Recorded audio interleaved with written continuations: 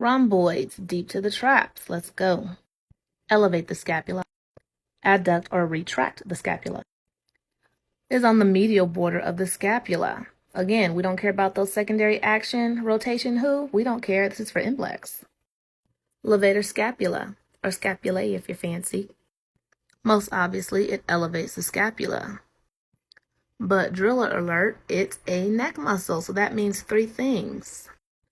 It extends the neck because it's on the back. It side bends or laterally flexes the neck, and it ipsilaterally rotates the neck because it is not a contralateral rotator.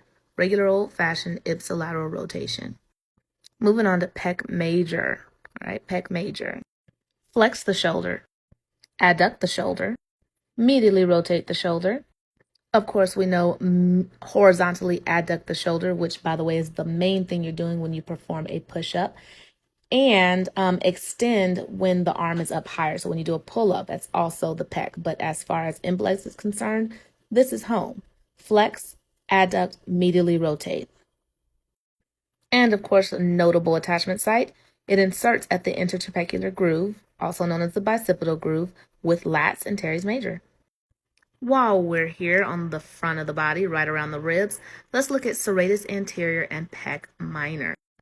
Both of these muscles depress the scapula, and they both abduct the scapula.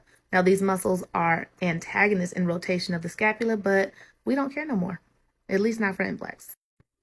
But pec minor has two special points. For one, it inserts at the coracoid process, which is an important landmark to know. And pec minor is also responsible for TOS, or thoracic outlet syndrome, which involves compression or entrapment of the brachial plexus. That is an implex. That is also a driller alert, all right? Thoracic outlet syndrome.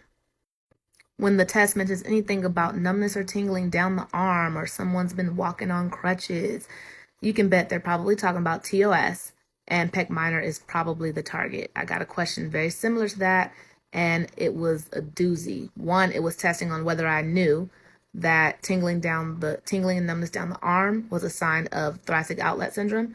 And then on top of that, the question was quizzing me on knowing that pec major lies on top of pec minor. And then underneath it all, that pec minor is the one responsible for thoracic outlet syndrome. So look out for those multi-layered questions. And this is a good point where it might come up. And Coracobrachialis. Coracobrachialis adducts the shoulder and flexes the shoulder. Also important attachment site, coracoid process with pec minor and biceps brachii.